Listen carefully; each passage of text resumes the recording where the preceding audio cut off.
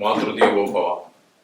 ఇప్పుడు 28 జాన్యువరి 2024 నుండి 3 ఫిబ్రవరి 2024 వరకు కన్యా రాశి వారికి గోచార ఫలితాలు ఎలా ఉన్నాయి, ఏ ఏ రాశుల్లో ఏ ఏ గ్రహాలు ఉన్నాయి, ఏవి అనుకూలమైన ఫలితాలు ఇస్తాయి, ఏవి అననుకూలమైన ప్రతికూలమైనటువంటి ఫలితాలు ఇస్తాయి అనేటువంటి విషయాన్ని తెలుసుకునే ప్రయత్నం చేద్దాము.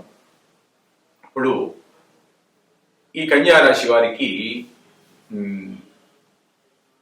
రాశిలోనే కేతు ఉన్నారు. 4 చతుర్థంలో కుజుడు బుధుడు ఉన్నారు.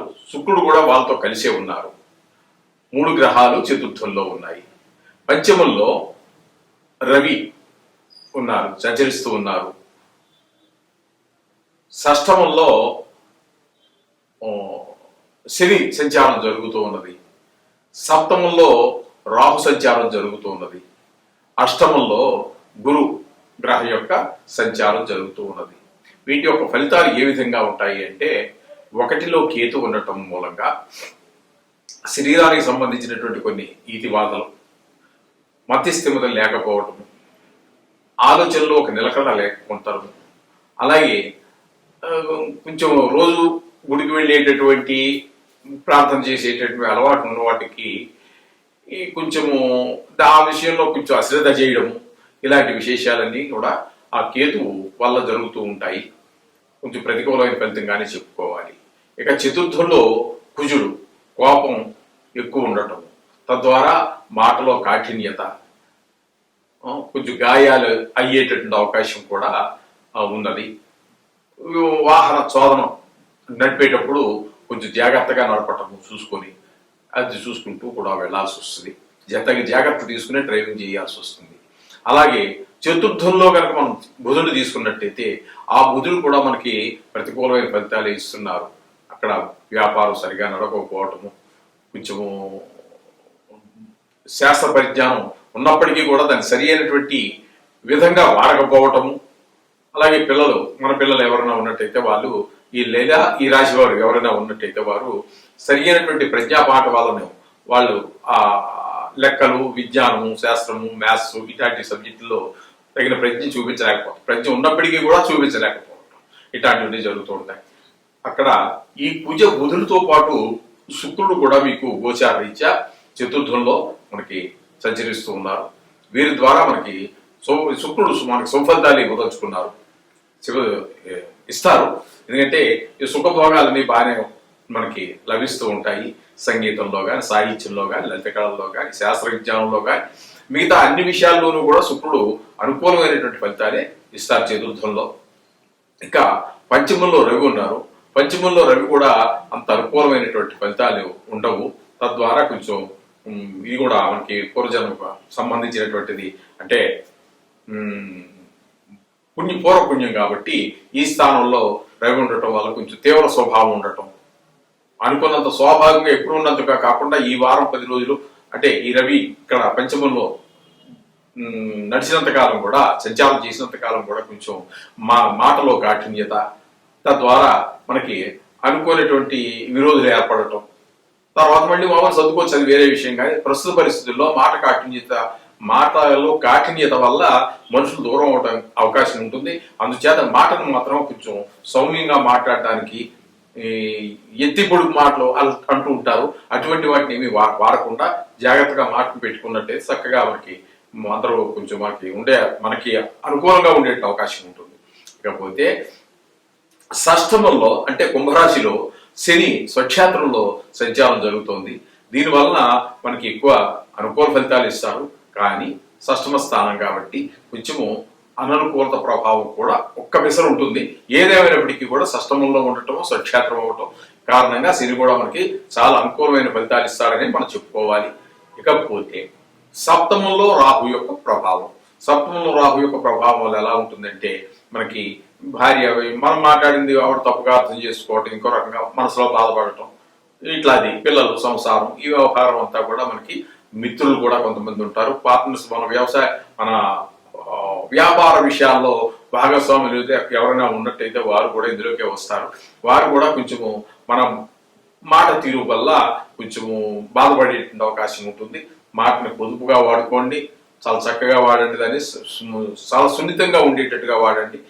ఇకపోతే ఇక్కడ నీచ జనం అంటే మరో రకంగా అనుకోవద్దండి. నీచ అంటే ఇక్కడ కొంచెం మనకంటే తక్కువ స్థాయిలో ఉన్నటువంటి వారు, కొంచెం వ్యసనాలకి బానిసైనటువంటి వారు ఉంటారు.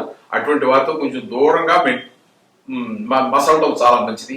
ఇంతవరకు ఆయన మనకి స్నేహంగానే ఉండొచ్చు, కాదని కాదు. కానీ ఒక మనిషి స్వభావం ఎలా ఉంటుంది అంటే మామూలుగా ఉన్నప్పుడు వేరుగా ఉంటుంది. ఆయన ఏదో కొన్ని వ్యసనాలకు లోనయ్యి ఏ తాగుడుకో మరోదానికో బానిస అయినప్పుడు కొంచెం మాట చాలా తేడా వస్తుందండి. అది మీరు ఒక ఫ్రెండ్ మిత్రుడు అనే గమనం ఉండదు, అదే గమనిక ఉండదు. అలాగే ఇంట్లో భార్య అని, ఇంట్లో లేకపోతే తల్లి అని, తండ్రి అని, లేకపోతే గురువు అని ఏం ఉండదండి అది. ఎందుకంటే ఆ వ్యసనాలకు లోనేటువంటి వాడు ఆ మద్యం సేవించడం ద్వారా కానివ్వండి, లేకపోతే ఇతర కారణాలు ఏమైనా కానివ్వండి, దాని యొక్క ప్రభావం ఆ మనిషికి చాలా తీవ్రంగా ఉంటుంది.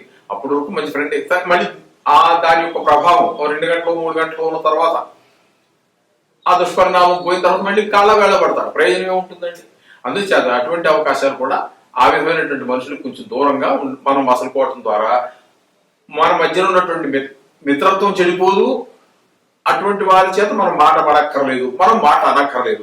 ఆ విధంగా దాన్ని కొంచెం దూరంగా పెట్టడం, అటువంటి వారిని దూరం పెట్టడం చాలా శ్రేయస్కరం. ఆ విధంగా రాహు యొక్క దుష్పరిణామాల ద్వారా జరుగుతూ ఉంటాయి.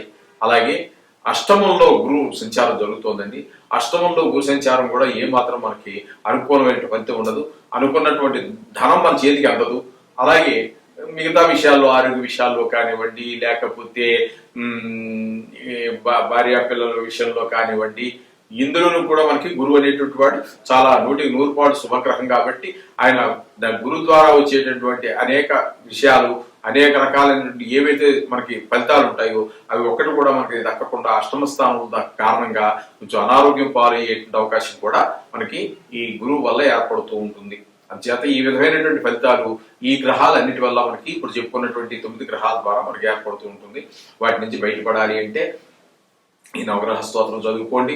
నిత్యం మీరు పూజించే దేవుడిని ఏ ఒక్క దేవుడిని కూడా వదలద్దని పూజ చేసుకోండి.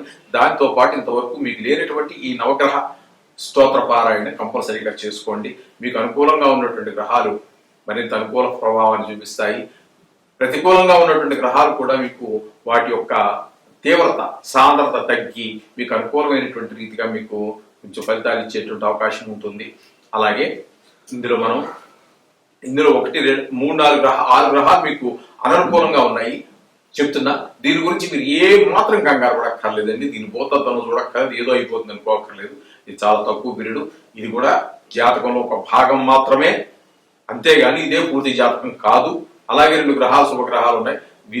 వీటిని కూడా మీరు భూతత్వంలో చూడదండి. వాటి వల్ల ఏదో భయంకరమైన చెడు జరిగిపోతుందని కానీ, ఈ శుభగ్రహాలు ఎక్కువగా ఉండడం వల్ల భయంకరమైనటువంటి అదే మన ఊహకి అందనటువంటి ఎదిగిపోతామును, లేకపోతే ఏదో జరిగిపోతుందని, బంగారం ఏదో వచ్చి నెత్తిని పట్టుకుంటూ పడిపోతుందని, ఇలా ఏది అదృష్టం ఏదో కలిసి వచ్చేస్తుంది అలాంటివి ఏం అనుకోవాల్సిన లేదండి. ఇవన్నీ తేలాలి అంటే మీకు జాతకం, పరిపూర్ణమైన జాతకం రాయించుకోండి. తద్వారా మన మిత్రులు చాలా మంది ఉన్నారు, జ్యోతిష్ పండితులు అందరూ గొప్పవారే, అందరూ గొప్పవారే. ఎవరి చేతన మొత్తం జాతకం రాయించుకోండి. దానికి తగినటువంటి పరిష్కారాలు కూడా చెప్తారు, వారు చక్కగా చేస్తారు. వారి చేత చేయించుకోండి. శుభం భూయాత్.